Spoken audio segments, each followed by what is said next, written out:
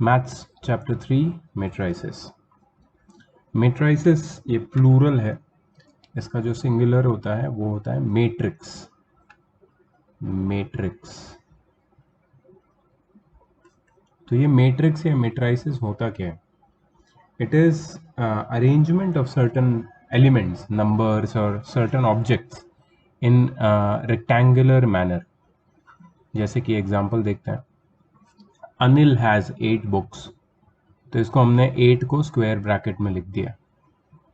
The number written inside the square bracket is the number of books Anil has. अगर हम ऐसे बोलना चाहते हैं कि Anil has 8 books and 6 pencils, तो स्क्वायर ब्रैकेट में हम लोग लिखेंगे, रेक्टेंगुलर या स्क्वायर अरेंजमेंट में हम लोग लिखेंगे 8 एंड देन 6, बीच में थोड़ा स्पेस रहेगा। तो फर्स्ट नंबर क्या है? Number of books with Anil. Second number क्या है? Number of pencils with Anil. और ऐसे ही अगर सिचुएशन और कॉम्प्लिकेटेड होती रही, जैसे कि 3 अलग अलग बॉयज़ है, अनिल, अक्रम, मंजित। अनिल के पास 9 बुक्स और 4 पेंसिल है, अक्रम के पास 4 बुक्स और 3 पेंसिल्स है, और मंजित के पास 6 बुक्स और 5 पेंसिल्स है। इसको हम लोग एक मैट्रिक्स के फॉर्म में इजीली एक्सप्रेस कर सकते हैं। तो ये जो नंबर ऑफ रोज रहेगी, that is the number of that is the name of the boys. जैसे कि फर्स्ट रो अनिल की रो है, सेकंड अक्रम की रो है, और थर्ड मंजित की रो है। फर्स्ट कॉलम बुक्स की कॉलम है, number of books with each student, and second column है पेंसिल्स की रो। सेकंड कॉलम है पेंसिल्स की कॉलम। तो अगर मैं कॉलम और रोज को एक साथ देखूं तो मुझे इंफॉर्मेशन क्लियर मिलती है। टेबल हो गया ना, एक टेबल के फॉर्म में हो गया। Anil has 9 books and 4 pencils. Akram has 4 books and 3 pencils, and Manjeet has 6 books and 5 pencils. तो मैट्रिक्स या मैट्राइसिस में एक ऐसा पैटर्न हम लोग देखेंगे जिसमें इंफॉर्मेशन, जो कॉम्प्लिकेटेड इंफॉर्मेशन है, वो हमें क्लियर समझ में आ जाएगी। But it is not only about providing information, इसमें हम लोग ऑपरेशंस भी कर सकते हैं। We can operate matrices. So this chapter is more about operating on matrices, trying to understand different kind of operation of matrices, which are useful in technical field, computing, and many other engineering aspects जिसमें matrices का use होता है। ठीक है, तो यहाँ पे दिखाया है मैट्रिक्स 9 4 4 3 6 5। इसमें 9 4 वाली जो लाइन है वो फर्स्ट रो है, 4 3 सेकेंड रो है, 6 5 थर्ड रो है। और अगर 9 4 6 को देखोगे तो वो फर्स्ट कॉलम है। सो ये वाली फर्स्ट कॉलम है, राइट। और अगर इसको देखोगे, ये क्या है? What is this? This is second row. Row होती है हमेशा हॉरिजॉन्टल, कॉलम होती है हमेशा वर्टिकल, याद रखना। ठीक है, सो ये अरेंजमेंट को हम लोग मैट्रिक्स बोलते हैं। तो मैट्रिक्स की डेफिनेशन क्या है? अब तुम्हें मैथ्स में डेफिनेशन तो लर्न नहीं करनी है डेफिनेटली, बट डेफिनेशन से क्या होता है कि कुछ बहुत ही बेसिक कॉन्सेप्ट समझ में आ जाते हैं, वो भी टेक्निकल टर्म्स के साथ। A system of m n numbers, m n numbers, m n मतलब एम इंटू एन। टोटल कितने नंबर है? एम इंटू एन, इसलिए एम एन नंबर्स लिखा है। ठीक है, रियल और कॉम्प्लेक्स, वो नंबर रियल भी हो सकते हैं, कॉम्प्लेक्स भी हो सकते हैं। Arranged in the form of an ordered set of m horizontal lines. M क्या है? नंबर ऑफ हॉरिजॉन्टल लाइंस और rows, and n vertical lines, जिसको हम क्या बोलते हैं? Columns, is set to be a m by n matrix. M by n, इसको ऐसे पढ़ते हैं। ठीक है, the order of matrix is m by n. या फिर दूसरी एक सिंपल डेफिनेशन है, an ordered rectangular array of numbers or functions is called a matrix. The numbers or functions are called elements or entries of matrix. So we write m by n matrix as, इसको बहुत ही simple तरीके से यहाँ पे express किया है। Please देखो, A11, A11 का मतलब क्या है? ये जो A है, सपोज इसके नीचे मैं 2 लेटर्स लिखूंगा, एक होगा I और एक होगा J। ये है standard element of a matrix. तो ये आई क्या बताता है? आई बताता है उसकी नंबर ऑफ रो, कौन से रो में आता है। फर्स्ट रो में मतलब आई 1 है, ठीक है। तो अगर मैं इससे कंपेयर करूं A11 से, तो आई की वैल्यू यहाँ पे 1 है, इसका मतलब ये फर्स्ट रो में है। अगर जे की वैल्यू देखो तो वो भी 1 है, मतलब ये फर्स्ट कॉलम में है। तो इसका मतलब मैं अगर लिखूं A23, तो इसमें आई की वैल्यू क्या है? 2, और जे की वैल्यू क्या है? 3। मतलब ये सेकेंड रो और थर्ड कॉलम में, ये मैट्रिक्स की पोजीशन क्या है? Second row third column. अभी कैसे इसको कहाँ से ढूंढेंगे इसको? सेकेंड रो, तो ये रही सेकेंड रो और थर्ड कॉलम ये रही थर्ड कॉलम। ये जहाँ पे इंटरसेक्ट करेंगे वहीं पे होगा अपना I23, ये रहा I23। सो आई23 मैं बोल रहा हूँ A23 होता है, ये I23 नहीं, A23। सो A23, सो बेसिकली ये क्या है? This shows you the position of a matrix, ठीक है। तो ये मैट्रिक्स की अरेंजमेंट हो गई, उसका सिंबल, उसके एलिमेंट्स को कैसे देते हैं ये मैंने बताया। अगर उसका ऑर्डर तुम्हें बोलना है तो तुम कैसे बोलोगे? M/n। M क्या है? Number of rose. n क्या है? नंबर ऑफ कॉलम्स, ठीक है, सिंपल है, यहाँ तक कोई प्रॉब्लम नहीं है। अच्छा, M/n को क्या बोलते हैं? Order of a matrix. चलो आगे बढ़ते हैं। तो यहाँ पे देखो क्या लिखा है, where Aij belongs to capital K and capital K is the number system. नंबर सिस्टम का मतलब क्या है कि ये आई और जे तुम्हारा जनरली तो नेचुरल नंबर्स ही रहता है, ठीक है, क्योंकि नंबर ऑफ रोज और नंबर ऑफ कॉलम्स हमेशा नेचुरल नंबर में एग्जिस्ट करेंगे। तो K is the number system. यहाँ पे नंबर सिस्टम लिखा है, इसका पीछे का क्या मीनिंग है इसका, वो आगे शायद हमें पता चलेगा, बट अभी तक तो मुझे लगता है कि they should, if they would have return, no, 1 second, Aij, right? Aij क्या है? What is Aij? Aij is nothing but a random element of the matrix in ith row and jth column, and that Aij belongs to K. K is the number system। ये number system हो सकती है natural number, whole number, integer, कुछ भी हो सकता है, real number, कुछ भी हो सकता है, इरेशनल नंबर। बिकॉज ये जो पहले ही उन्होंने बोला था कि ये जो एलिमेंट होता है मैट्रिक्स का, वो दैट एलिमेंट, आई थिंक कहाँ पे इन्होंने बोला था, ये रियल नंबर भी हो सकता है, कॉम्प्लेक्स नंबर भी हो सकता है। आई थिंक मैंने, हाँ, यहाँ पे ही कहीं तो पढ़ा था मैंने।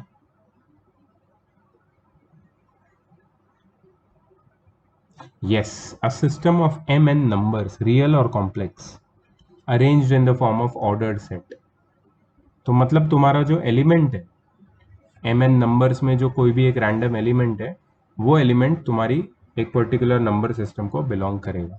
We denote the general element by Aij and the matrix by square bracket Aij, और by square bracket Aij M/n।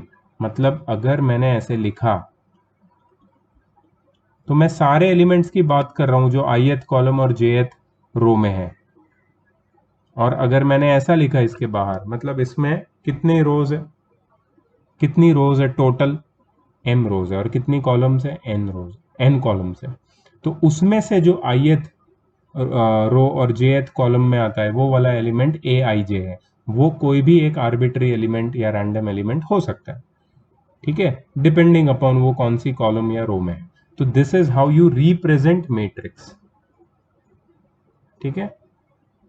So we denote the element by Aij and matrix by square bracket Aij, और square bracket Aij M/n, और square bracket Aij bracket में M/n। ये देखा यहाँ पे, ये matrix को ऐसे हम डिनोट करते हैं। The suffix i and j in Aij denote the ith row and jth column respectively to which the element Aij belongs.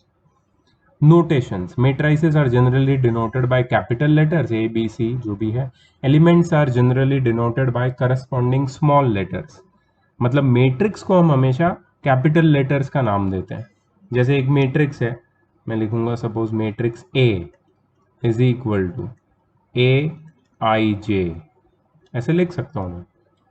उसका जो एलिमेंट है वो हमेशा स्मॉल लेटर्स में होगा और मैट्रिक्स को हमेशा कैपिटल लेटर में नाम देना। The following notations are used for enclosing the elements which constitutes a matrix. Square bracket, round bracket, उसके बाद आई थिंक कर्ली ब्रैकेट है। I am not sure about the second type of bracket which they have used. These are two vertical lines I see, and then the curly brackets. In this chapter we shall use the first two. मतलब हम square bracket का भी use करेंगे और round bracket का भी use करेंगे, ठीक है। चलो पहला मैट्रिक्स देखो, मैट्रिक्स कंसिडर ए। देखा तुमने मैट्रिक्स को क्या नाम दिया है वो लोग ने, कैपिटल ए, और स्क्वायर ब्रैकेट में कुछ नंबर लिख दिए। अभी बताओ ये क्या है, what is this? First row, second row, third row, first column, second column, third column. कितनी रोज है? 3। कितनी कॉलम्स है? 3। तो ये इस ऑर्डर क्या हुआ ये मैट्रिक्स का? 3/3, करेक्ट है, समझा?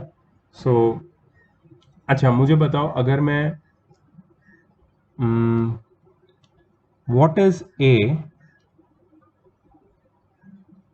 A31? A31 31 नहीं है, 31। 31 का मतलब क्या है? Third row first column, A31 will be nothing but 7, सही है। What is A23? मतलब सेकेंड रो थर्ड कॉलम में कौन सा एलिमेंट है? सेकेंड रो थर्ड कॉलम 6, ठीक है। तो ऐसे कोई भी एलिमेंट, रैंडम एलिमेंट हम पता लगा सकते हैं मैट्रिक्स का विद दिस नोटेशन AIJ को प्लीज याद रखना, ठीक है। यही सारे एग्जाम्पल वो लोग ने समझाए अलग अलग तरीके से। अच्छा, consider the following information regarding the number of main and women working in 3 factories 1, 2 and 3. Main workers, women workers 1, 2, 3। अगर फर्स्ट वाला देखो, फर्स्ट फैक्ट्री में 25 मेन वर्कर्स है और 10 वुमेन वर्कर्स है। सेकेंड फैक्ट्री में 30 मेन वर्कर्स है, 11 वुमेन वर्कर्स है। और थर्ड फैक्ट्री में 24 मेन वर्कर्स है और 7 वुमेन वर्कर्स है। Represent the above information in the form of 3/2 matrix. 3/2 का क्या मतलब है? 3/2 का मतलब है उसमें 3 रोज होनी चाहिए और 2 कॉलम होनी चाहिए। 3 रोज, ये तीनों रो तीनों फैक्ट्री को रिप्रेजेंट करेगी और 2 कॉलम मेन और विमेन, जेंडर को रिप्रेजेंट करेंगे। सो 25 10, 30 11, 24 7, ठीक है। What does the entry in the third row and second column represent? Question पूछा है वो लोग ने कि थर्ड रो और सेकेंड कॉलम में क्या जो एंट्री है वो क्या रिप्रेजेंट करती है? तो थर्ड रो और सेकेंड कॉलम में आता है 7, और 7 क्या है? Women workers working in the third factory, number of women workers working in the third factory. ऐसे तुम कुछ भी इंफॉर्मेशन निकाल सकते हो इसमें से, सही है। चलो आगे बढ़ते हैं। चलो एक लीनियर इक्वेशन कंसिडर किया है यहाँ पे, linear equation in 3 variables, 2x + 3y - 5z = 4 and x + y + 2z = 5। इसमें coefficient of x, y and z को एक मैट्रिक्स के फॉर्म में हमने रिप्रेजेंट किया, 2 3 - 5 1 1 2। तो मतलब ये बेसिक वो लोग बता रहे हैं कि एप्लीकेशन क्या है मैट्रिसेस के। हम कोई भी गिवन इंफॉर्मेशन को मैट्रिसेस के फॉर्म में लिख के ज़्यादा अच्छे से समझ सकते हैं और उसके ऊपर ऑपरेशंस भी करेंगे। चलो टाइप्स ऑफ मैट्रिक्स फटाफट देख लेते हैं। Rectangular matrix, any m/n matrix where m is not equal to n is called rectangular matrix, ठीक है। यहाँ पे देखो m/n, जहाँ पे m और n इक्वल नहीं है, मतलब नंबर ऑफ रोज और नंबर ऑफ कॉलम अगर इक्वल नहीं है तो वो रेक्टेंगल शेप में दिखेगा। यहाँ पे 2 रोज है और 3 कॉलम, तो उसका ऑर्डर है 2/3, राइट। इसके लिए इसको रेक्टेंगुलर मैट्रिक्स बोलते हैं। कोई बड़ी बात नहीं है, बहुत इजी है। स्क्वायर मैट्रिक्स क्या हो गया? m/n, जहाँ पे m और n इक्वल है, मतलब नंबर ऑफ रोज और नंबर ऑफ कॉलम इक्वल है। तो ये जो मैट्रिक्स दिख रहा है तुम्हें तुम्हारे सामने स्क्वायर मैट्रिक्स, उसका ऑर्डर क्या है? 3/3, बहुत इजी। रो मैट्रिक्स, जिसमें सिर्फ एक रो ही होती है, उसका फॉर्मेट कैसा होता है? 1 बाय एन मतलब एक रो और एन कॉलम्स, कॉलम कितनी भी हो सकती है, ऑफ कोर्स एक से ज्यादा ही होगी, और रो एक ही रहेगी, तो इसको रो मैट्रिक्स बोलते हैं। एक ही रो होती है, कॉलम कितनी भी हो सकती है, 2 3 4, बट रो एक ही रहेगी, इसको बोलते हैं रो मैट्रिक्स। कॉलम मैट्रिक्स, इसमें सिर्फ एक ही कॉलम होता है। The format of this matrix is m by n, m by 1, I'm sorry. Q 1 because number of column is always 1. Number of rows can be as many as you like. ठीक है, तो यहाँ पे जो example दिया है इसमें कितनी कॉलम कितनी रोज है, 1 2 3, हॉरिजॉन्टल 3 रोज है, बट वर्टिकल देखोगे तो एक ही कॉलम, 3 by 1 है इसका ऑर्डर, और ये कॉलम मैट्रिक्स है। Diagonal elements of a matrix, एक डायगोनल मैट्रिक्स भी होता है, उसको आगे हम लोग पढ़ेंगे। डायगोनल एलिमेंट्स क्या होता है? An element a ij of the square matrix capital A which is equal to in the square bracket aij is said to be a diagonal element if I is equal to j.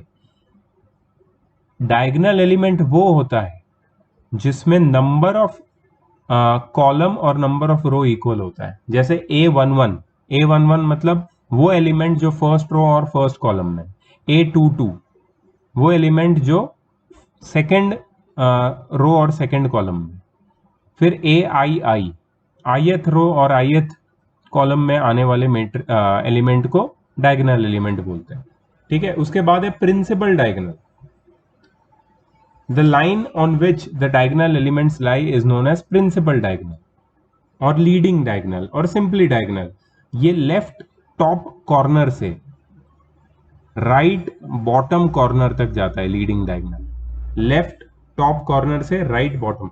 तो यहां पे 2 का position क्या है, A11, 1 का position क्या है, A22, 0 का पोजीशन क्या है, A33। तो ये जो तीनों एलिमेंट है वो किस पे आते हैं, लाई करते हैं, डायगोनल, प्रिंसिपल डायगोनल पे। इनको डायगोनल एलिमेंट्स भी बोलते हैं, और ये जो लाइन है जिसपे वो लाई करते हैं उसको लीडिंग डायगोनल, प्रिंसिपल डायगोनल या डायगोनल भी बोलते हैं। डायगोनल मैट्रिक्स क्या होता है, जिसमें सारे एलिमेंट जीरो होते हैं except for the leading diagonal. Leading diagonal के सिवा सारे एलिमेंट्स जिसमें जीरो होते हैं उसको डायगोनल मैट्रिक्स बोलते हैं। ठीक है, इसका डेफिनेशन देखो, वो ज़्यादा इंपॉर्टेंट है क्योंकि इसमें कुछ डिटेल्स है जो मैंने बताई नहीं। एक तो डायगोनल मैट्रिक्स हमेशा स्क्वायर मैट्रिक्स होता है of the form aij when aij is equal to 0 when I is not equal to j। जब नंबर ऑफ रो और नंबर ऑफ कॉलम इक्वल नहीं है, मतलब अगर तुम ये वाले एलिमेंट को देखो, कौन सी रो में लाई करता है, फर्स्ट रो, और कौन सी कॉलम में, सेकंड। I क्या है, 1, J क्या है, 2, I और J इक्वल है, नहीं, मतलब I और J इक्वल नहीं है तो वो एलिमेंट जीरो ही होगा। इसको देखो, कौन सी रो में लाई करता है, थर्ड, कौन सी कॉलम में, फर्स्ट। I क्या है, 3, J क्या है, 1, एलिमेंट क्या है, 0। I और J इक्वल नहीं है और एलिमेंट 0। इसको देखो, कौन सी कॉलम में कौन सी रो में लाई करता है, थर्ड, कॉलम में थर्ड, एलिमेंट क्या है, 7। I और J इक्वल है, दोनों 3 है, और ये एलिमेंट 0 नहीं है। या फिर इसको देखने से ही समझ में आता है कि जो लीडिंग डायगोनल है उसमें सारे नंबर्स है, बट लीडिंग डायगोनल के अलावा जितने भी स्पेसेस है दे आर ऑल 0, राइट। सो ये है डायगोनल मैट्रिक्स ऑफ ऑर्डर 3, इसको बोलते हैं डायगोनल मैट्रिक्स ऑफ ऑर्डर 3, याद रखना। This is also denoted by the symbol DIAG, याद रखना, DIAG, और फिर डॉट, डायगोनल का शॉर्ट फॉर्म है ये, और फिर 1 4 7, right. Scalar matrix. A diagonal matrix is said to be scalar matrix if all its diagonals entries are equal. अगर एक डायगोनल मैट्रिक्स है, ऑफकोर्स वो स्क्वायर मैट्रिक्स भी होगा ये, राइट। अगर उसके सारे डायगोनल की एंट्रीज इक्वल है तो इसको हम स्केलर मैट्रिक्स बोलेंगे। याद रखना, स्केलर मैट्रिक्स डायगोनल मैट्रिक्स ही होता है, लेकिन एक स्पेशल केस होता है डायगोनल मैट्रिक्स का। A और ए आई जे 0 होगा जब आई और जे इक्वल नहीं होगा, और ए आई जे अल्फा ही होगा, अल्फा मतलब एक पर्टिकुलर एलिमेंट ही होगा जब आई और जे इक्वल होगा। तो एग्जाम्पल देखो बहुत इंपॉर्टेंट है। 3, जब मैं ऐसे लिखता हूं 3, तो क्या तुम इसको डायगोनल मैट्रिक्स बोलोगे? इसमें तो एक ही एलिमेंट है, डायगोनल ही नहीं है, बट हाँ फिर भी ये स्केलर मैट्रिक्स के अंडर आता है, क्योंकि बाकी एलिमेंट नहीं है तो बाकी एलिमेंट 0 ही हो जाएंगे। ठीक है, और एक ही एलिमेंट बचता है, वो 3 है, विच इज नॉन जीरो। ठीक है, ये भी डायगोनल मैट्रिक्स है, स्केलर मैट्रिक्स है। क्यों? क्योंकि लीडिंग डायगोनल में दोनों 1 है, इक्वल एलिमेंट्स है, और बाकी 0 है। और ये थर्ड वाला भी स्केलर मैट्रिक्स है, special type of diagonal matrix. तो ये स्केलर मैट्रिक्स का ऑर्डर क्या है? 1, इसका ऑर्डर है 1, इसका ऑर्डर है 2, स्केलर मैट्रिक्स ऑफ ऑर्डर 2 और 2 by 2, and this is the scalar matrix of order 3। ठीक है, ये जो टाइप्स मैं बता रहा हूं ना, ये सब तुम्हें you have to keep it in your mind, learn नहीं करना है, दिमाग में रखना है। ठीक है, क्योंकि इसके ऊपर बेस कोई भी कहीं भी क्वेश्चन पॉपअप हो सकता है। सो अगर इंफॉर्मेशन है तुम्हारे पास रेडी, तुम्हें याद है चीज़ है, जैसे हमने आईटीएफ में जो स्ट्रगल फेस किया था कि भाई 11th के फॉर्मूला अगर याद नहीं है तो प्रॉब्लम होता था वहां पे, राइट? 11th के फॉर्मूला याद होने चाहिए ट्रिग्नोमेट्री के, तो फिर इनवर्स ट्रिग्नोमेट्री के जितने भी डिफिकल्ट वाले सब्सटीट्यूशन वाले क्वेश्चंस थे वो आसानी से हो गए सारे, राइट? सो इसमें भी ऐसा ही है, जितना भी इंफॉर्मेशन दे रहा हूं याद रखो, I am sorry, be aware of that information, learn करने की जरूरत नहीं। चलो, identity matrix. A diagonal matrix is said to be identity matrix if each of its diagonal element is unity, and this is also known as unit matrix. तो एक नए type का diagonal matrix आया है ये, जिसको हम यूनिट मैट्रिक्स बोलते हैं। ठीक है, इसका एग्जाम्पल रहा यहां पे, ये देखो, unit matrix of order 1, unit matrix of order 2, unit matrix of order 3। Unit matrix या फिर आइडेंटिटी मैट्रिक्स क्या है? ये भी एक डायगोनल मैट्रिक्स ही है, या फिर स्केलर मैट्रिक्स है। सिर्फ एक ही फर्क है कि इसका जो प्रिंसिपल डायगोनल है इसमें सिर्फ 1 रहता है और बाकी सब एलिमेंट 0 हो जाते हैं। डेफिनेशन देखो, square matrix a i j is an identity matrix where a i j is 1 when I is equal to j and aij is 0 when I is not equal to j। बहुत beautifully written definition. Short में ये definition, ये mathematics के definition इतने technical होते हैं कि short में वो पूरा आपको कॉन्सेप्ट समझा देता है, right? Let's go. Zero matrix, zero matrix, null matrix क्या होता है? जब उसके सारे एलिमेंट 0 हो। ठीक है, इसको ओ से इसको डिनोट करते हैं, ओ एम एन और सिर्फ ओ। जीरो मैट्रिक्स, सारे एलिमेंट जब 0 हो। ये रेक्टेंगुलर भी हो सकता है, स्क्वायर भी हो सकता है। फिर ट्राइंगुलर मैट्रिक्स, इतना इंपॉर्टेंट नहीं है बट ठीक है, याद रखो। अपर ट्राइंगुलर मैट्रिक्स, तुम्हें एक ट्राइंगल जैसा शेप दिखेगा, ये ट्राइंगल शेप नोटिस करने की कोशिश करो, दिख रहा है? स्क्वायर मैट्रिक्स के ऊपर के साइड में एक ट्राइंगल बन रहा है, ये एक स्क्वायर मैट्रिक्स होना जरूरी है, तभी ट्राइंगुलर मैट्रिक्स होगा। ये स्क्वायर मैट्रिक्स के ऊपर के साइड में एक ट्राइंगल बन रहा है, तो इसका डेफिनेशन देखो कितना टेक्निकल है। ए आई जे सारे 0 रहेंगे फॉर आई स्मॉलर देन जे। आई मतलब क्या था? नंबर ऑफ रो, और जे मतलब नंबर ऑफ कॉलम। मतलब जब जब रो का नंबर कॉलम से छोटा रहेगा, ठीक है, रो का नंबर कॉलम से छोटा रहेगा, वो वाले एलिमेंट 0 हो जाएंगे। इसमें देखो, रो कौन सी है? ये सेकंड, और कॉलम 1। मैंने उल्टा बोला, रो का नंबर कॉलम से बड़ा रहेगा, तो second row first column, row number 2 column number 1, row number is greater than column number and that's why the element is 0। ये क्या है? Row number 3 column number 1 element has to be 0। ये क्या है? Row number 3 column number 2 element must be 0। तो ये सारे element अगर 0 बन जाते हैं तो ऊपर कोई भी दूसरे एलिमेंट नॉन 0 एलिमेंट्स आ जाएंगे, इसको अपर ट्राइंगुलर मैट्रिक्स बोलेंगे। और फिर है लोअर ट्राइंगुलर मैट्रिक्स, जहां पे नीचे एक ट्राइंगल बनता है।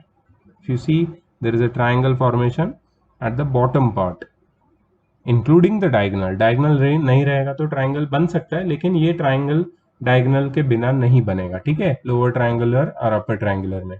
इसमें वो सारे एलिमेंट्स जीरो होंगे जिसमें आई की वैल्यू जे से छोटी है। मतलब अगर कोई एलिमेंट की रो का नंबर कॉलम की नंबर से छोटा है, suppose we are talking about this element, row 1 column 2, row का नंबर कॉलम से छोटा है मतलब ये जीरो हो जाएगा। रो 1 कॉलम 3 जीरो, रो 2 कॉलम 3 जीरो, राइट। तो नीचे एक ट्राइंगल बनेगा, lower triangular matrix.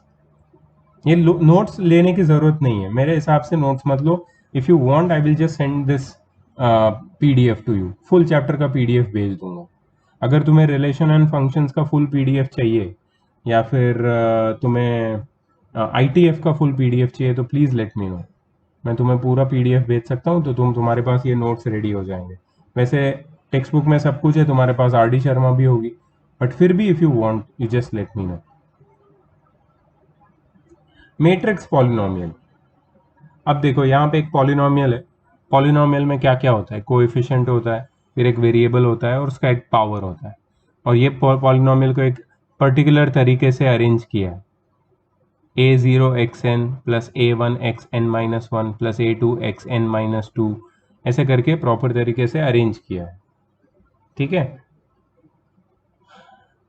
Let this be a polynomial and a be a square matrix of order n। अब यहाँ पे जहां जहां x है, अगर वहां पे मैं a डाल दूं और जो a एक स्क्वायर मैट्रिक्स हो जाए जिसका ऑर्डर n है, तो इसको हम लोग मैट्रिक्स पॉलिनोमियल बोलेंगे। क्योंकि अब अगर इसको तुम मैट्रिक्स डाल के देखोगे तो ये बहुत सारे मैट्रिसेस के सम जैसा दिखेगा। लास्ट वाला देखा तुमने, लास्ट मैट्रिक्स जहां पे a है ही नहीं, a की जगह पे क्या है, आई क्या है, आइडेंटिटी मैट्रिक्स। आइडेंटिटी मैट्रिक्स याद है ना, स्क्वायर मैट्रिक्स जिसमें प्रिंसिपल डायगोनल 1 होता है, यूनिट मैट्रिक्स।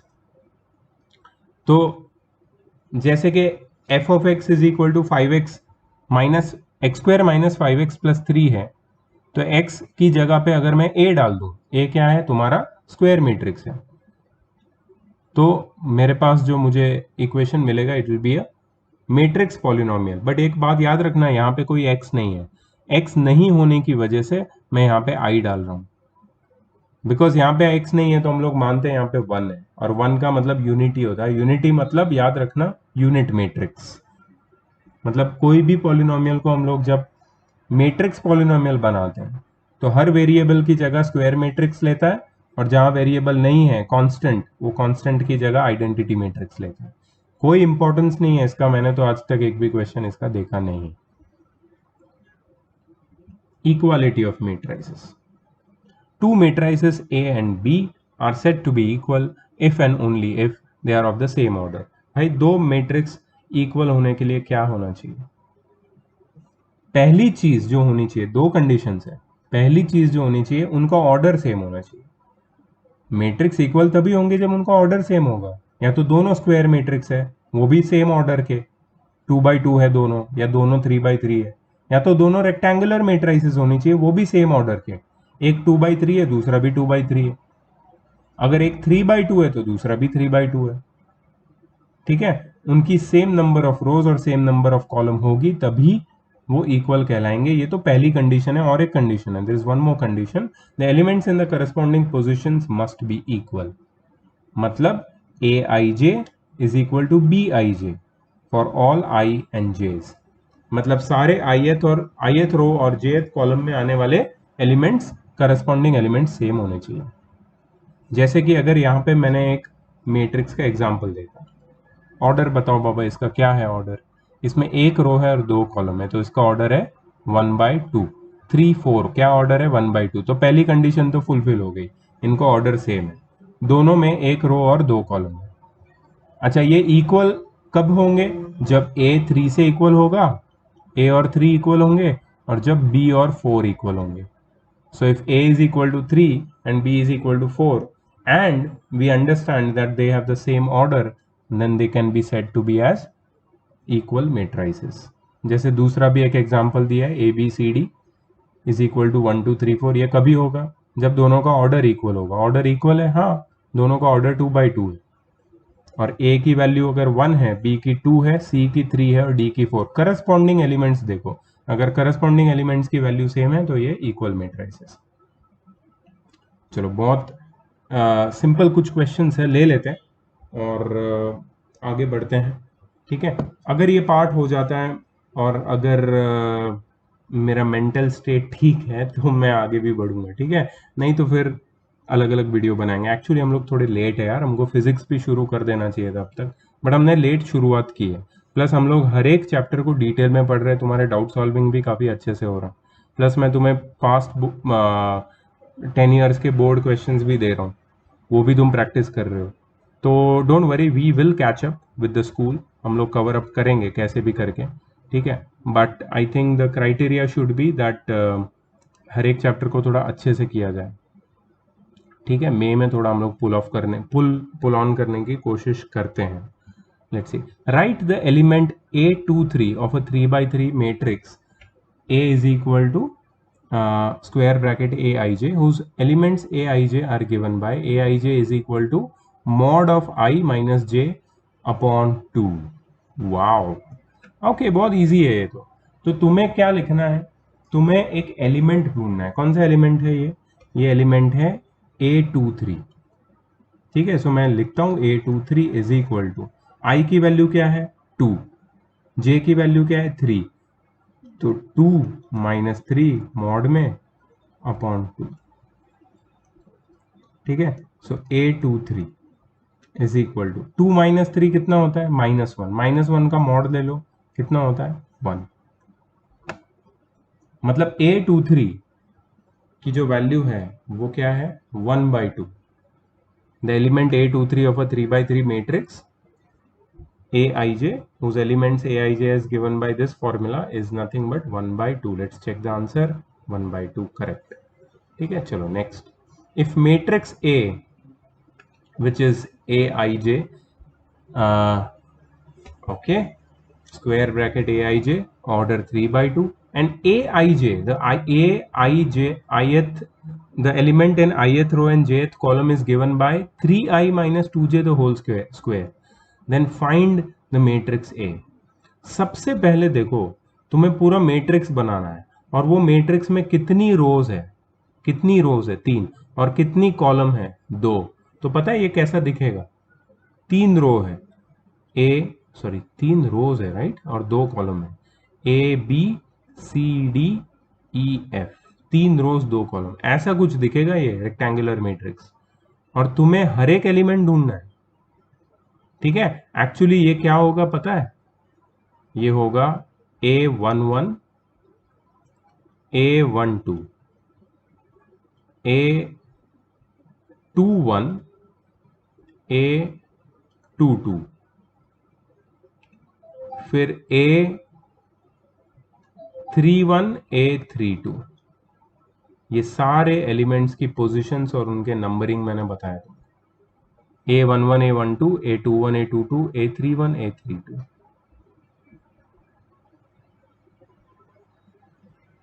ओके, अब तुम्हें क्या करना है, अब तुम्हें सारे एलिमेंट ढूंढने हैं। तो फॉर्मूला देखो क्या है, Aij is equal to 3i minus 2j the whole square, ठीक है। अब इससे मुझे समझ में आता है कि A11 क्या होगा, A11 will be 3 into 1 minus 2 into 1 the whole square, 3 minus 2 the whole square, 1 square which is 1। तो मैंने क्या ढूंढा A11, वैसे ही मैं ढूंढूंगा A12। सो I की जगह 1 डालूंगा, J की जगह 2 डालूंगा, 3 into 1 minus 2 into 2 the whole square, that is 3 minus 4 the whole square, that is minus 1 the whole square, that is 1 again। वैसे ही मैं A21, A22, A31, A32 ये ढूंढूंगा, ये तुम करोगे। अभी वीडियो पॉज करके अभी मेरे साथ सॉल्व करो ये, और अभी इसके नीचे आंसर दिखेगा, मैं अभी स्क्रॉल करूंगा, पॉज करो, सॉल्व करो पूरा वीडियो, जब मैं स्क्रॉल करूंगा आंसर चेक करो, ठीक है। देखो डायरेक्टली वो लोग ने मैट्रिक्स के फॉर्म में लिख दिया है और सॉल्व करके आंसर निकाला। ठीक है, I hope your answer was correct. चलो अब क्या बोला इन्होंने, ये भी तुम्हें करना है। ठीक है, बहुत इजी है। If this matrix is equal to this matrix, सीधा बोल दिया इक्वल है। तुम्हें लगता है इक्वल है? अभी इक्वल बोला है तो लगने की क्या बात है, बट एक बात तो चेक कर लो, क्या इनका ऑर्डर सेम है? इसका ऑर्डर क्या है? 2/2। इसका ऑर्डर क्या है? 2/2। हाँ, ऑर्डर सेम है और इक्वल बोला है, मतलब करस्पॉन्डिंग एलिमेंट्स इक्वल होने चाहिए। तो x प्लस वाई किससे इक्वल होगा? 7 से। 1 तो 1 से इक्वल है ही, 5 तो 5 से इक्वल है ही। y किससे इक्वल होगा? 4 से। तो y की वैल्यू मिल जाएगी और x plus y is equal to 7 तो है ही, उसमें y की वैल्यू डाल के x की वैल्यू ढूंढ लो। फिर x, बस x ही ढूंढना है तुम्हें। ठीक है, तो तुम लोग ये कर सकते हो। पॉज करो, अभी कर लो और सॉल्व कर लो प्लीज। ये उसका आंसर है। बहुत इजी है। 10th स्टैंडर्ड में, आईसीएसई वाले 10th स्टैंडर्ड में करते हैं ये सब क्वेश्चन। सेम चीज है। If x minus y z 2x minus y w is equal to -1405, find the value of x plus y। हो जाएगा, x और y की वैल्यू अलग अलग से ढूंढो और x प्लस वाई में सब्सटीट्यूट करो। इसका ऑर्डर क्या है? 2/2। इसका ऑर्डर क्या है? 2/2। 2014 में ऐसे क्वेश्चन पूछे थे सीबीएसई ने 12th में, सोचो। ये बुक का फायदा ये है कि मुझे तुरंत पता चल जाता है कहाँ किसने कब क्या क्वेश्चन पूछा। प्लस हम लोग एनसीईआरटी से अच्छा कर रहे हैं अभी। पहले जो आर डी शर्मा से हम लोग करते रहते थे and we use to get confuse, उसमें एनसीईआरटी और एग्जाम्पलर कम है, इसमें थोड़े ज़्यादा है। सो हमारा बेसिक्स बहुत अच्छे से क्लियर हो रहा है। अगर एक बार बेसिक क्लियर हो गया फिर डिफ़िकल्ट लेवल पे भी हम जा सकते हैं। एक बार बेसिक हो गया, तुम्हारे पास्ट 10 ईयर्स के क्वेश्चन हो गए, फिर हम लोग थोड़े चैलेंजिंग क्वेश्चन में उतर सकते हैं। बट उसके लिए अपना अपना कॉन्सेप्ट बहुत क्लियर होना चाहिए। ठीक है, ये तुम्हें सॉल्व करना है, ये तुम्हें सॉल्व करना है। और फिर यहाँ पे नीचे प्लीज आंसर चेक कर लेना। ये है इसका answer.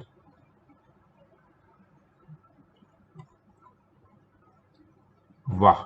If a is equal to cos alpha minus sine, cos alpha minus sine alpha, this is not cos alpha minus sine alpha, यहाँ पे गैप है। ठीक है, मतलब ये कॉस अल्फा अलग है और ये अलग है। ठीक है, cos alpha minus sin alpha and cos alpha. Then for what value of alpha, A is an identity matrix. Now what is an identity matrix? Identity matrix is a matrix where leading diagonal is 1 and all the other elements are 0. Now see, minus sin alpha must be equal to 0, or you can say that sine alpha, अगर minus sine alpha 0 है तो sine alpha भी 0 होगा। ठीक है, therefore alpha is equal to 0। ये alpha की एक वैल्यू मिल गई। अब चेक करते हैं। देयरफॉर कॉस 0 क्या होगा? 1। एंड देयरफॉर ये जो मैट्रिक्स है ये कैसा फॉर्म में आ जाएगा? कॉस अल्फा की वैल्यू क्या है? कॉस 0 की वैल्यू 1, माइनस साइन अल्फा की वैल्यू 0, साइन अल्फा की वैल्यू 0, कॉस अल्फा की वैल्यू 1। अल्फा 0 है। ठीक है, therefore alpha is equal to 0। ठीक है, बहुत इजी था ये। चलो, find the values of a b c and d from the following equation. कैसे करेंगे इसको? पहले तो इक्वेट करके इक्वल मैट्रिसेस बता दिए तुमको। ये 2/2 है, ये भी 2/2 है। 2a प्लस बी को किससे इक्वेट करोगे? 4 से। a माइनस 2b को -3 से। 5c माइनस डी को 11 से। 4c प्लस 3d को 24 से। तो 2a plus b is equal to, मैं लिख देता हूं यहाँ पे, 2a plus b is equal to 4, ये इक्वेशन नंबर 1 होगा। और a minus 2b is equal to -3, ये इक्वेशन नंबर 2 होगा। ठीक है, फिर 5c minus d is equal to 11, ये इक्वेशन नंबर 3 होगा। और 4c plus 3d is equal to 24, ये होगा इक्वेशन नंबर 4। सो बेसिकली क्या करना है तुम्हें? इक्वेशन 1 और 2 को आपस में सॉल्व करना है और a और b की वैल्यू निकालनी है। और इक्वेशन 3 और 4 को आपस में सॉल्व करके सी और डी की वैल्यू निकालनी है, राइट। तो ए बी सी डी मिल जाएगा। प्लीज ये सॉल्व कर लो पॉज करके और चेक कर लो आंसर, राइट। आंसर ए है 1, बी है 2, सी है 3 और डी है 4। चलो पार्ट 1 यहाँ पे खत्म हो जाता है, हम पार्ट 2 शुरू कर देते हैं यार, आज टाइम वेस्ट नहीं करना है। थोड़ा सा पार्ट 2 एंड 3 कंबाइंड है, कर लेते हैं, जितना होता है उतना हो जाएगा, ठीक है। चलो क्या है ये part 2 and 3? It is about operation on matrices.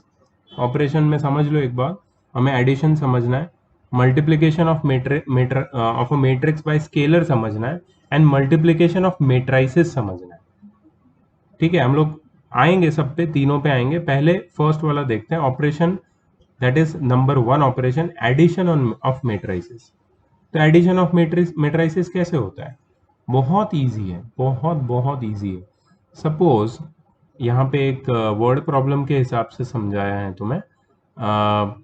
तुम्हें दो मैट्रिक्स दिख रहा है, ये दो मैट्रिक्स, इनका ऑर्डर क्या है? इनका ऑर्डर है 2 rows एंड 3 कॉलम्स, 2/3। इसका ऑर्डर क्या है? 2/3। एडिशन के लिए सबसे पहला जो कंडीशन है, दैट इज, सबसे पहला नहीं, एक ही कंडीशन है, एक ही कंडीशन है, that is order must be the same. Order must be the same. किसका ऑर्डर? जिसको तुम्हें ऐड करना है। जो दो या दो से ज्यादा मेट्राइसेस को ऐड करना है, उनका ऑर्डर सेम होना चाहिए। अगर ऑर्डर सेम है तो तुम सीधा सीधा ऐड कर सकते हो। किसको ऐड कर सकते हो? उनके करस्पॉन्डिंग एलिमेंट्स को, ठीक है। तो इसको हम लोग टेक्निकल लैंग्वेज में समझते हैं। ये देखो आ गया टेक्निकल डेफिनेशन, ये बहुत अच्छा लगता है मुझे। Let A is equal to, let matrix A is equal to square bracket ij of the order m by n, and let another matrix B be in the square bracket bij of the order m by n। दोनों का order देखा, दोनों का order same है। Then their sum denoted by A plus B is defined to be the matrix Cij। सम में element तो change हो जाएंगे ना, बट ऑर्डर सेम रहेगा। देखो, where Cij is equal to Aij plus Bij, मतलब हर एक ith रो और jth कॉलम में आने वाले element from the first matrix and the second matrix को ऐड करके हमें एक ith रो और jth कॉलम में आने वाला एक एलिमेंट मिलेगा जो हमारे सम में होगा, ठीक है। और इसमें क्या लिखा है देखो, here I is greater than equal to 1 and smaller than equal to m, and j is smaller than equal to 1 and greater than equal to n। ये लिखने की जरूरत क्या थी?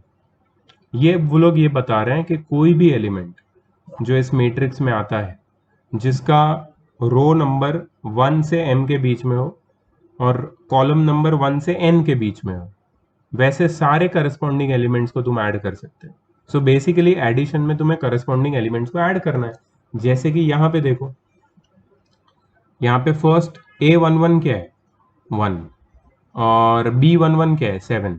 तो C11 क्या होगा? 1 + 7 8। समझा? ठीक है।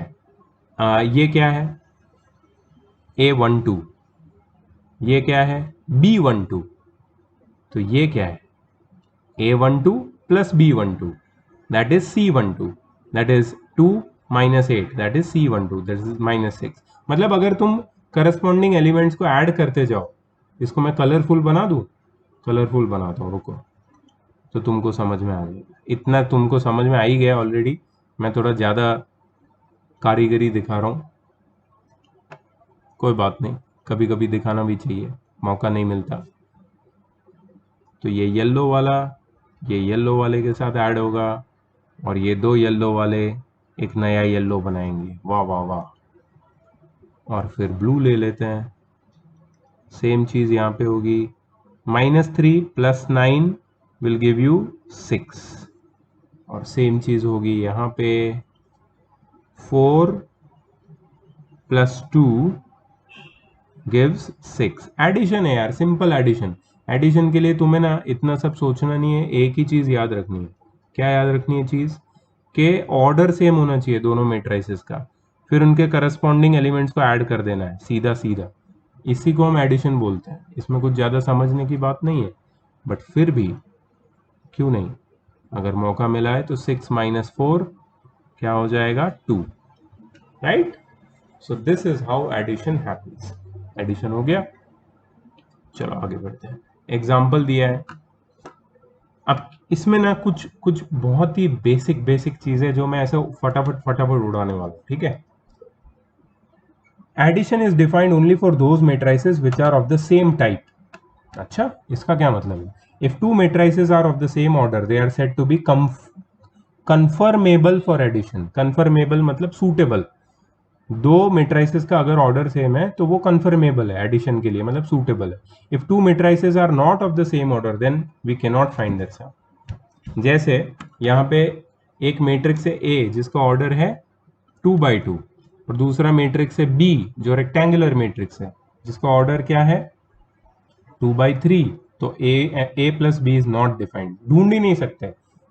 अलग अलग ऑर्डर है मतलब आगे बढ़ना ही नहीं, ठीक है? तो ये एडिशन का सबसे मेन पार्ट है। अब प्रॉपर्टीज ऑफ मैट्रिक्स एडिशन देखो। Matrix addition is commutative. इसका क्या मतलब है? अगर दो मैट्रिक्स है और दोनों का ऑर्डर सेम है, मतलब ये कंफर्मेबल फॉर एडिशन मैट्रिसेस है, ठीक है? तो इनको किसी भी ऑर्डर में ऐड करो, चाहे तुम ए प्लस बी करो या बी प्लस ए करो, तुम्हें आंसर सेम आएगा, ठीक है? इसको वो लोग ने LHS RHS लेके ऐसा किया है, ये सब कुछ याद रखने की जरूरत नहीं है। सिर्फ याद रखो कम्यूटेटिव प्रॉपर्टी क्या होती है मैट्रिसेस की। मैट्रिसेस की कम्यूटेटिव प्रॉपर्टी ये होती है कि अगर तुम दो मैट्रिसेस को किसी भी ऑर्डर में ऐड करो, किसी भी ऑर्डर में मतलब first matrix plus second matrix या फिर second matrix plus first matrix, तो तुम्हें आंसर सेम आएगा। हाँ, बट दोनों कंफर्मेबल होने चाहिए एडिशन के लिए, मतलब दोनों का ऑर्डर सेम होना चाहिए। Matrix addition is associative. अगर तीन मैट्रिसेस है, तीनों का ऑर्डर सेम है, तो तुम उसको किसी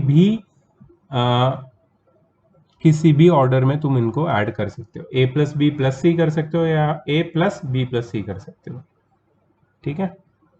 existence of additive identity.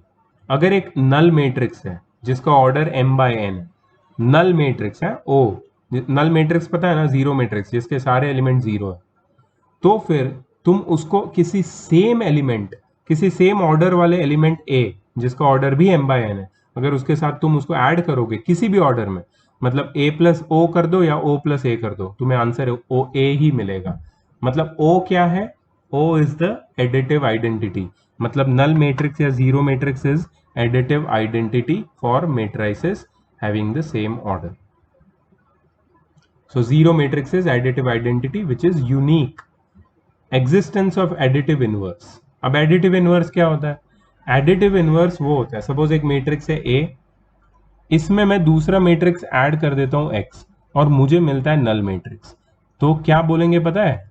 A is additive inverse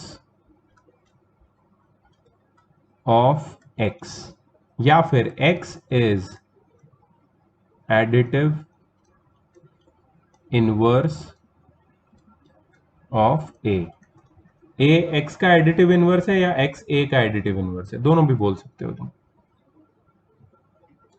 ठीक है? मतलब A X का नेगेटिव है या X A का नेगेटिव है, तभी जाके उनका सम जीरो आएगा, ठीक है? उसका बाद है डिफरेंस ऑफ मैट्रिसेस। तो हमने तो एडिशन का पढ़ा, क्या डिफरेंस कर सकते हैं क्या? मैट्रिसेस का डिफरेंस एग्जिस्ट करता है? हाँ, अगर दो मैट्रिसेस सेम ऑर्डर के हैं, दोनों का ऑर्डर सेम है, तो a माइनस बी हम ढूंढ सकते हैं। a माइनस बी क्या है? a plus minus of b, तो ढूंढ सकते हैं, डेफिनेटली ढूंढ सकते हैं। सो a माइनस बी भी पॉसिबल है, गिवन दैट a का ऑर्डर भी m/n हो और b का ऑर्डर भी m/n, दोनों का ऑर्डर सेम होना चाहिए। एडिशन सब्ट्रैक्शन सब कर सकते हो। Cancellation loss. अगर तीन मैट्रिसेस है a b और c और तुम्हें ऐसे बोला है कि a plus b is equal to a plus c, तो दोनों साइड से a कैंसिल करके मैं लिख सकता हूं कि b is equal to c. या फिर तुम्हें ऐसे बोला है b plus a is equal to c plus a, तो दोनों साइड से अगेन a कैंसिल हो जाएगा और b इज इक्वल टू सी आएगा। ठीक है, तो कोई प्रॉब्लम नहीं है, कैंसिलेशन लॉज तुम एडिशन में अप्लाई कर सकते हो। चलो आ जाओ। इफ 9 माइनस 1 4 माइनस 2 1 3, पहले रोज बोलनी है, पहले फर्स्ट रो बोलनी है फिर सेकंड रो बोलनी है। 9 minus 1 4 minus 2 1 3 is equal to, मैं ये मैट्रिक्स बोला मैंने, a plus 1 2 minus 1 0 4 9, find the matrix है, बहुत इजी है।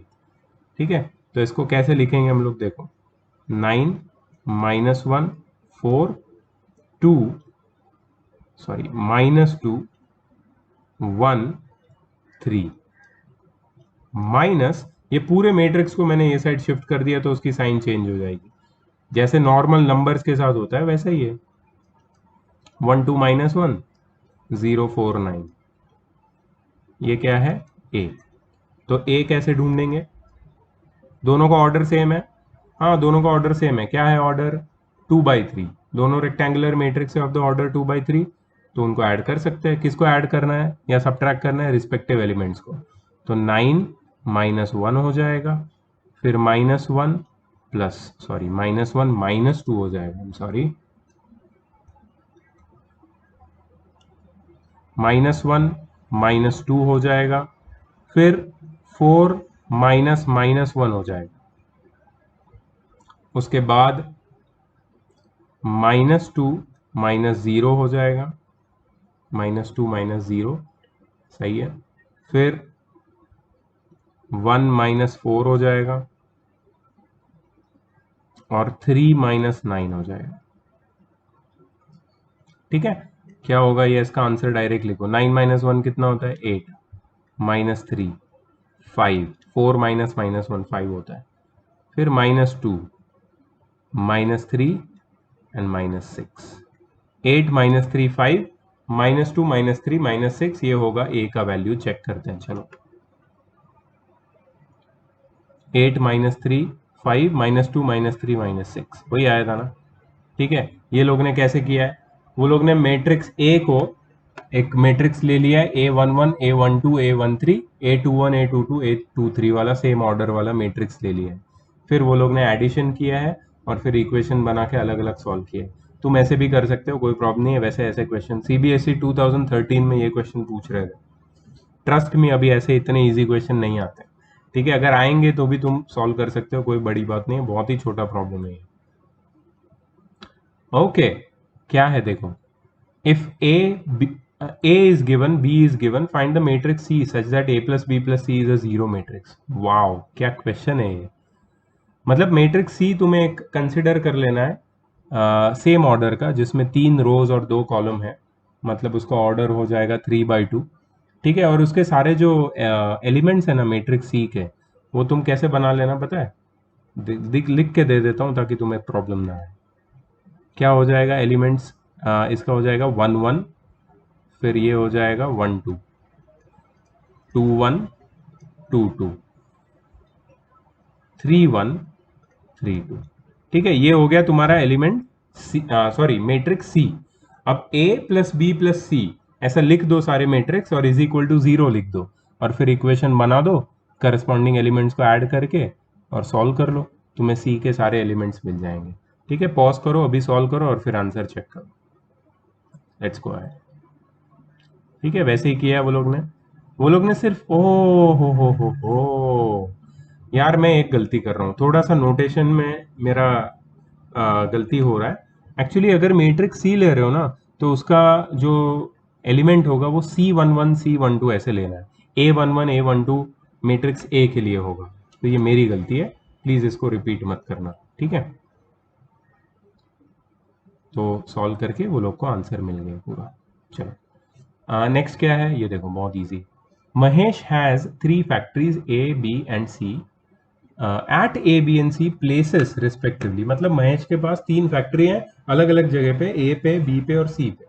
Each factory produces clothing for boys and girls in 3 price styles labelled 1 2 3। The quantities by produced by each factory are given in the matrices shown।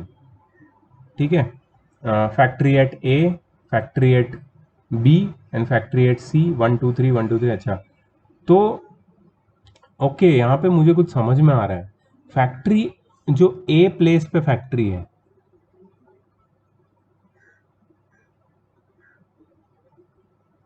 वो it produces clothing for boys and girls in 3 price styles labelled 1 2 3। तो label 1 वाले 75 boys के clothing बनाती है factory ए, और girls के 60 clothing price styles labelled 1 वाले बनाती है फैक्ट्री एट प्लेस ए। वैसे ही करके सारे फैक्ट्रीज के तुम्हें नंबर ऑफ गारमेंट्स दिए हुए हैं। Find the total production of clothing in each style for boys and girls. In each style बोला है। इन ईच स्टाइल मतलब क्या होगा? स्टाइल 1, स्टाइल 2, स्टाइल 3, बॉयज के लिए अलग, गर्ल्स के लिए अलग। तो तुम्हें कुछ नहीं करना है यार इसमें, तो सीधा इनको ऐड कर देना है। अगर तीनों मेट्राइसेस को ऐड कर दिया तो 75 किसके साथ ऐड होगा? 80 के साथ। किसके साथ ऐड होगा? 80 प्लस 75 25 के साथ। मतलब 180 garments will be for boys for style 1, और गर्ल्स के लिए कितना होगा? 60 plus 65 plus 30, 60 plus 30 90, 90 plus 60 150 plus 5, 155 clothings हो गए गर्ल्स के फैक्ट्री टोटल बनने वाले, स्टाइल 1 वाले। ठीक है, ऐसे मतलब ऐड कर देना है, इसमें कुछ भी नहीं है यार, ये तो बहुत इजी था। चेक कर लो एक बार, पॉज करके करके ऐड करके चेक कर लो। ठीक है, चलो नेक्स्ट पार्ट शुरू हो चुका है। Operation 2, multiplication of matrix by a scalar. क्या है ये? Let A be any m by n matrix and k be any scalar. Scalar क्या होता है? स्केलर एक नंबर होता है, element of the number system. Scalar number system में क्या, रियल कॉम्प्लेक्स नंबर कोई भी नंबर होगा वो k होगा।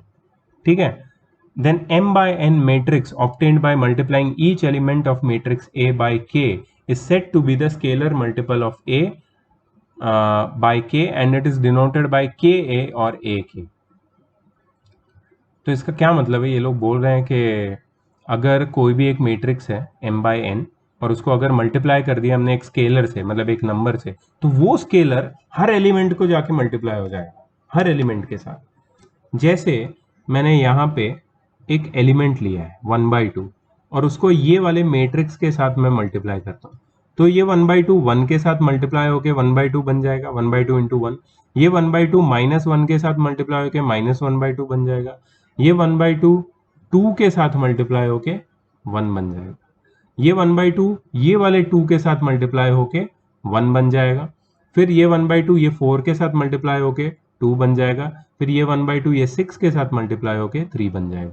मतलब अगर तुम एक नंबर को मल्टीप्लाई करते हो या एक स्केलर को मल्टीप्लाई करते हो, तो वो मैट्रिक्स का हर एलिमेंट उस स्केलर से और उस नंबर से मल्टीप्लाई हो जाएगा। बहुत इजी है। इसमें ही और कुछ चीजें हैं multiplication of matrix by scalar में। Negative of a matrix, negative of a matrix a is denoted by -a।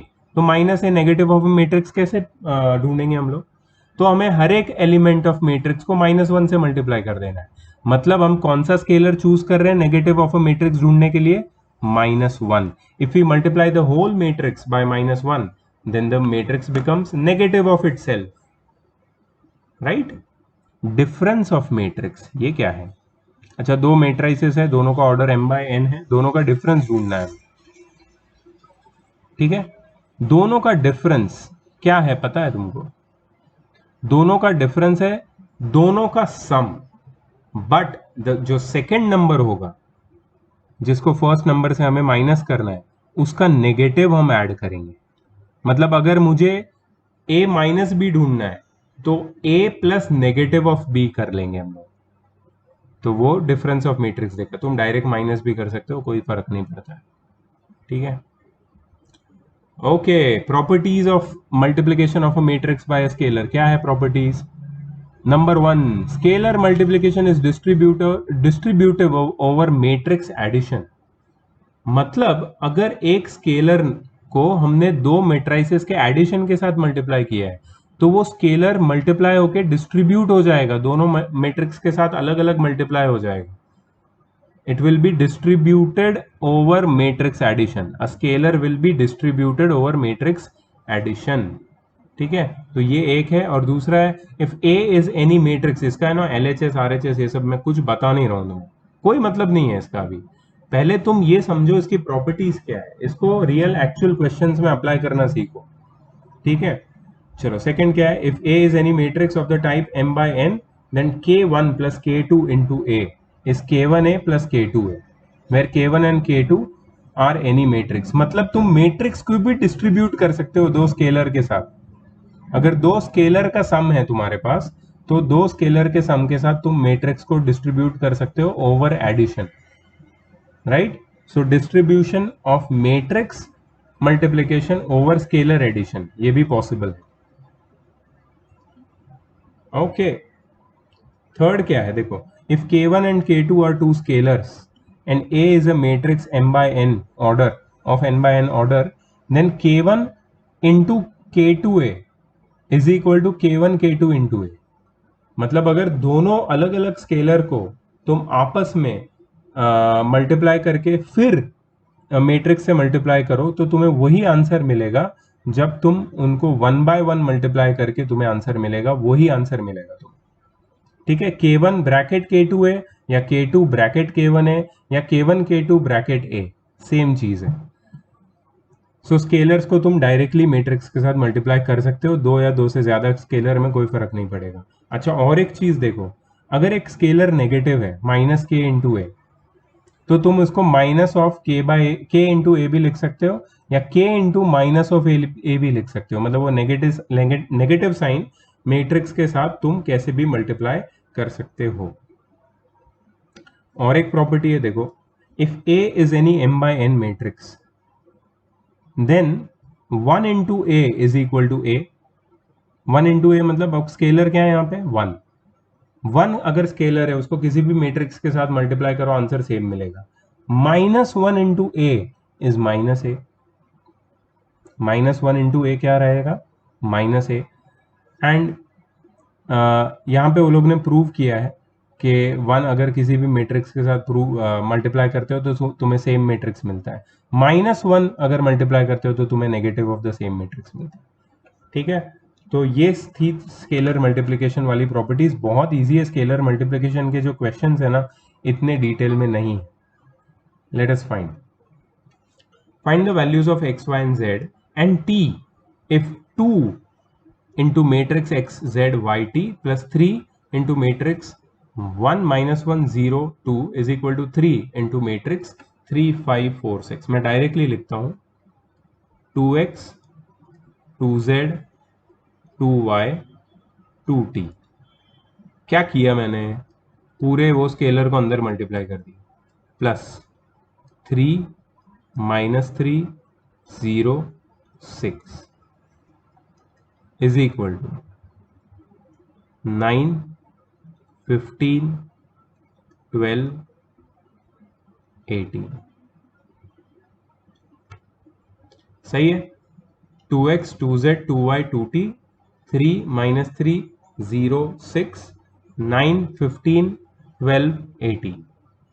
सारे स्केलर मल्टीप्लाई हो गए. अब x z y t कैसे ढूंढेंगे, तो 2x, देखो क्या लिख रहा हूं मैं, 2x plus 3 is equal to 9 हो जाएगा, इक्वेशन 1, जिससे x मिलेगा हमें. क्यों किया ऐसा, मैंने सिर्फ मैट्रिक्स एडिशन किया है. ये 2x और ये 3 करस्पॉन्डिंग टर्म्स है, इनको ऐड किया और क्या मिलेगा मुझे 9. वैसे ही 2z माइनस 3 हमें क्या देगा 15. 2y प्लस 0 हमें क्या देगा 12. तो वैसे करके तुम x z y t चारों निकाल सकते हो. प्लीज ये पॉज करो और अभी निकाल लो. और ये है उसका आंसर, चेक कर लो, x z y t सब मिल गया. बहुत इजी है. x matrix 2 3, y matrix -1 1 is equal to 10 5. Write the values of x and y. Same x multiply होगा 2 और 3 दोनों के साथ, y मल्टीप्लाई होगा -1 और 1 दोनों के साथ, और फिर दोनों को मैट्रिक्स को ऐड करके लेफ्ट हैंड और राइट हैंड साइड को करस्पॉन्डिंग एलिमेंट्स को इक्वेट कर दो, x और y के जो इक्वेशन मिलेंगे उससे सॉल्व हो जाएगा। पॉज करो, अभी सॉल्व करो, अभी सॉल्व करो, आंसर चेक करो। x3 y -4। ओके, यहां पे क्या करना है, यहां पे हमें 2 स्केलर को मल्टीप्लाई करना है पहले मैट्रिक्स के साथ, और फिर जो आंसर आएगा उसको सेकंड मैट्रिक्स के साथ ऐड करना है, और फिर उसको इक्वेट करना है RHS में जो मैट्रिक्स है उसके साथ। फिर x मिल जाएगा, y मिल जाएगा, और फिर x और y की जो वैल्यूज आएगी उससे x माइनस वाई निकाल देना। इजी है, प्लीज पॉज करो, सॉल्व करो और निकाल लो आंसर।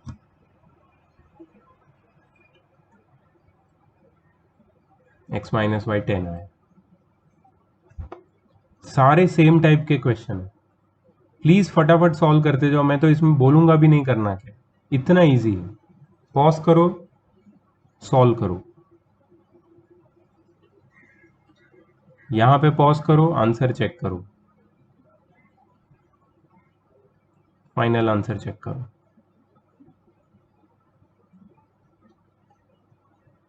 ये अच्छा क्वेश्चन है, चलो करते हैं। तो मैट्रिक्स ए और बी दिया है, तुम्हें बोला फाइंड 2a माइनस बी, चलो ठीक है। 2 ए क्या है, 4 2 7 2 1 4, 2a माइनस बी क्या है, 2 1 5 3 4 6, 2a माइनस बी। ठीक है, 2 मल्टीप्लाई हो जाएगा पूरे मैट्रिक्स के साथ, इट विल बिकम 8 4 14 4 2 8 माइनस 2 1 5 3 4 6, सीधा माइनस करके लिख सकते हो। 8 माइनस 2 6, 4 माइनस 1 3, समझ में आ रहा है ना। 8 को 8 माइनस 2 कर दिया, 4 माइनस 1 कर दिया, 14 minus 5 9, 4 minus 3 1, 2 2 minus 4 minus 2, and 8 minus 6 2, 6 3 9 1 minus 2 2, ये आंसर है इसका, करेक्ट। ये देखो बहुत अच्छा क्वेश्चन है। क्या करना है तुम्हें, ए और बी दोनों मैट्रिक्स दिया है, ऑर्डर क्या है दोनों मैट्रिक्स का, 3/2, दोनों का ऑर्डर सेम है। अब क्या करना है, एक मैट्रिक्स x ढूंढना है तुम्हें जिसका ऑर्डर भी 3/2 है, such that 2a plus 3x minus 2a plus 3x is equal to 5b। इसको बोलते हैं matrix equation.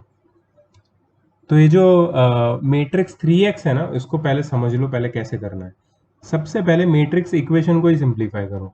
So 3x is equal to लिख दो 5b minus 2a, 5b minus 2a, ठीक है। 3x is equal to 5b minus 2a लिखा। अच्छा, 5b ढूंढना इजी है, b पता है तो 5b मिल जाएगा, 2a ढूंढना भी इजी है, ठीक है। अब क्या करो पता है, multiplying both the sides by 1/3। तो अगर तुम 1/3 इंटू 3x ऐसा लिखोगे, और यहाँ पे जो आंसर आएगा तुम्हें 5b माइनस 2a का, सपोज ये आया c, उसको भी 1/3 से मल्टीप्लाई करोगे तो 1/3 पूरा c मैट्रिक्स c के साथ मल्टीप्लाई हो जाएगा। c क्या है, c है 5b माइनस 2a, उसके साथ 1/3 मल्टीप्लाई हो जाएगा, और यहाँ पे 1/3 इंटू 3x क्या हो जाएगा, x, तो तुम्हें डायरेक्ट x मिल जाएगा। पॉज करो और अभी सॉल्व करो ये, और इसका आंसर देख लो। देखो जैसे मैंने बोला था वैसे ही किया वो लोग, मैट्रिक्स इक्वेशन पहले सॉल्व किया और फिर वो 1/3 वाला मेथड। फाइनल आंसर चेक करो।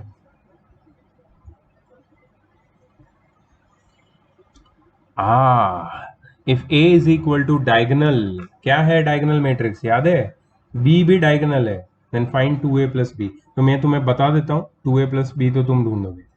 तो डायगोनल मैट्रिक्स है जिसमें सिर्फ लीडिंग डायगोनल में नंबर्स है, ठीक है, और ये 3 नंबर है, मतलब ये डायगोनल मैट्रिक्स होगा square matrix of the order 3/3। तो ये हो जाएगा 3 0 0 0 -5 0 and 0 0 7। ये होगा मैट्रिक्स ए। मैट्रिक्स बी क्या होगा? -1 0 0 0 2 0 and 0 0 4। करेक्ट। ये हो गया डायगोनल मैट्रिक्स बी। तुम्हें क्या ढूंढना है? 2a + 3b। डायगोनल मैट्रिक्स बना के दे दिया मैंने। 2a + 3b क्या है? 2 × a। 2 क्या है? स्केलर। स्केलर मल्टीप्लिकेशन हो जाएगा। 2a + 3b निकाल लो। पॉज करो, अभी ढूंढ लो। देखो, करेक्ट। और जो आंसर आया वो भी डायगोनल मैट्रिक्स निकला इसमें, और उसको वो लोग ने डायगोनल के फॉर्म में लिखा है। चेक कर लो। Next. Okay, two farmers, Ram Kishan and Gurucharan Singh, cultivate only 3 varieties of rice, namely Basmati, Piramal होता है actually, Piramal ही होता है, हाँ, and Naura. I don't know Naura. The sale in rupees of these varieties of rice by both the farmers, Ram Kishan and Gurucharan Singh, in the month of September and October are given in the following matrices A and B. तो सितंबर sales दिया है रामचरण और गुरुचरण सिंह का, रामकिशन और गुरुचरण सिंह का, बासमती, परामल और नौरा का, ठीक है। और अक्टूबर सेल्स दिए है, रुपीज में दिए है। What were the combined sales in September and October for each farmer in each variety? क्या करना है? कंबाइंड मतलब एडिशन करना है यार। तो टोटल दोनों ने, रामकिशन ने और गुरुचरण ने, कितना basmati for each farmer? Ramkishan ने टोटल कितना बासमती बेचा? 15,000 का। और गुरुचरण ने 70,000 का। और गुरुचरण एक्सपर्ट आदमी है। हाँ, रामकिशन ने कितना पिरामल बेचा? 30,000। गुरुचरण ने 40,000। नौरा, रामकिशन ने कितना बेचा? 36,000। गुरुचरण ने 20,000। ये देखो। अच्छा, और क्वेश्चन है। What was the change in sales from September to October? Change in sales मतलब total sales in September and total sales in October, ये दोनों को डिफरेंस लाना है। ये दोनों को डिफरेंस को बताना है, चेंज इन सेल्स क्या है। और अलग अलग, रामकिशन का बड़ा है या कम हुआ है, और गुरुचरण सिंह का बड़ा है या कम हुआ है, बताना है। If both farmers receive 2% profit on gross sales, compute the profit for each farmers and for each variety in October. Oh, तो मतलब अक्टूबर में हर एक वेराइटी में मतलब टोटल 2% प्रॉफिट मिलता है। तो रामकिशन ने कितना बेचा अक्टूबर में? 15,000 प्लस 6,000, 21,000। 21,000 का 2% कितना होता है? 21,000 का 2% होता है 21,000 का 10% होता है 2100, 2100। तो 2% कितना हुआ? 2% हुआ 420 रुपया। 420 रुपया बस। रामकिशन ने 420 रुपया प्रॉफिट कमाया अक्टूबर में। मजाक कर रहा है क्या? और गुरुचरण सिंह ने कितना कमाया? 2%, मतलब उसने अक्टूबर में उसका सेल था 30 + 10 40। 40 का 2%, 40 का 10% होता है 4,000। तो 2% कितना हो गया? 800 रुपीज। 420 और 800 रुपये। Let's check. हे, ये क्या है यार?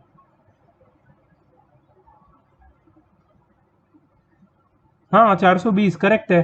100 + 200 + 120 एंड 400 + 200 600 + 200 800। करेक्ट है, करेक्ट है, बिल्कुल सही, बिल्कुल बढ़िया, बिल्कुल बढ़िया।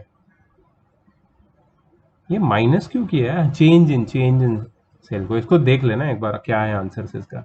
हो गया। क्या बात है, क्या बात है। हमारे 2 पार्ट हो चुके हैं। ठीक है, सो बनाता हूँ नेक्स्ट पार्ट जल्दी से जल्दी। और इसका होमवर्क मैं भेजूंगा तुम लोगों को ऐप पे आएगा तुमको होमवर्क अभी। ठीक है, चलो bye, see you in the next class, bye bye. It was very nice class today.